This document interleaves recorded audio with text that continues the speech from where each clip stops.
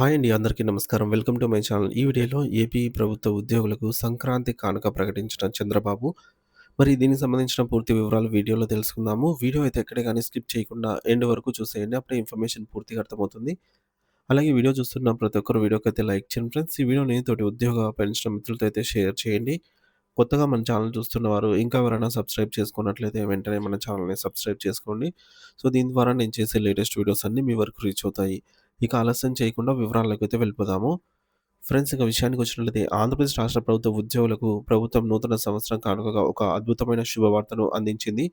ఉద్యోగుల కుటుంబ సంక్షేమాన్ని దృష్టిలో ఉంచుకొని ముఖ్యంగా పిల్లల పెంపకం విషయంలో ఎదురవుతున్న ఇబ్బందులను తొలగిస్తూ child care leaves CCL children care leaves నిబంధనలో భారీ మార్పులు చేసింది. ఈ మేరకు రాష్ట్ర ఆర్థిక శాఖ పిల్లల వయోపరిమితిని పూర్తిగా తొలగిస్తూ తాజా జీవోను విడుదల చేయడం ఉద్యోగ వర్గాల్లో హర్షాతిరేకాలు వ్యక్తమవుతున్నాయి.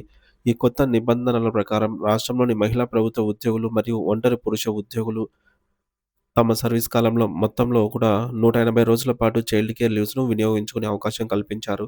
గతంలో ఈ సెలవులను వాడుకోవాలంటే పిల్లలకు 118 సంవత్సరాలు నిండక ముందే వాడుకోవాల్సి ఉంటుందని చెప్పి కఠినమైన నిబంధన ఉండేది. దీనివల్ల పిల్లలు డిగ్రీ లేదా ఉన్నత చదువుల సమయంలో అనారోగ్యానికి గురైతే తల్లిదండ్రులు సెలవు పెట్టలేని పరిస్థితి ఉండేది. కానీ ప్రభుత్వం ఇప్పుడు ఆ గరిష్ట వయో పరిమితిని ఎత్తివేసింది. దీనివల్ల ఉద్యోగి రిటైర్ అయ్యేలోపు పిల్లల వయసుతో సంబంధం లేకుండా వారి అనారోగ్యం, పరీక్షలు లేదా ఇతర అవసరాల కోసం ఎప్పుడైనా సరే సెలవులను నిరభ్యంతరంగా వాడుకోవచ్చు. దివ్యాంగ పిల్లల సంరక్షణకు కూడా ఇది ఎంతగానో ఉపయోగపడుతుంది.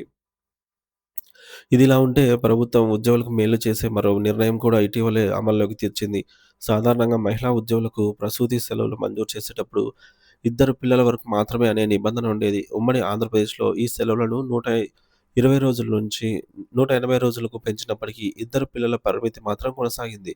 కానీ మారుతున్న సామాజిక పరిస్థితులను దృష్టిలో ఉంచుకొని ఈ ఏడాది మే నెలలో ఆ నిబంధన కూడా ఏపీ ప్రభుత్వం ఎత్తివేసింది. అంటే ఇద్దరి కంటే ఎక్కువ సంతానం ఉన్నా కూడా ప్రసూతి సెలవులు పొందేటటువంటి వెసులుబాటు కల్పించారు. ఈ నిర్ణయం వెనుక ఉన్నటువంటి ఉద్యోగుల సంక్షేమంతో పాటు రాష్ట్ర భవిష్యత్తుకు సంబంధించి ఒక దూరదృష్టి కూడా దాగి ఉందన్నమాట. లాంగ్ విజన్ అన్నమాట. సో, ముఖ్యమంత్రి శ్రీ నారా చంద్రబాబు నాయుడు గారు రాష్ట్రంలో మరియు దక్షిణాదిలో తగ్గుతున్న జనాభా రేటుపై పదే పదే ఆందోళన వ్యక్తం చేస్తున్నారు. ఉత్తరాది రాష్ట్రాలతో పోలిస్తే దక్షిణాదిలో జనాభా పెరుగుదల ఆహ్, బాగా పెరిగిపోయింది. 2026 నాటికి ఏపీ జనాభా 5.38 అంటే 5,38,00,000 మందికి దాటిపోయింది. 2051 నాటికి 5,41,00,000 మంది మాత్రమే ఉండవచ్చు అని అయితే అంచనాలు చెబుతున్నాయి. అంటే జనాభా నియంత్రణ మరీ ఎక్కువ ఉంటే భవిష్యత్తులో రాష్ట్రంలో యువతరం తగ్గిపోయి వృద్ధుల సంఖ్య విపరీతంగా పెరిగే ప్రమాదం ఉంది. సమాజంలో సమతౌల్యత దెబ్బతిని పనిచేసే చేతులు తగ్గిపోతాయి. అంతేకాకుండా భవిష్యత్తులో జనాభా ప్రాతిపదికన లోక్సభ నియోజక వర్గాల పునర్విభజన జరిగితే తక్కువ జనాభా ఉన్న దక్షిణాది రాష్ట్రాలు రాజకీయంగా నష్టపోయే ప్రమాదం కూడా ఉంది.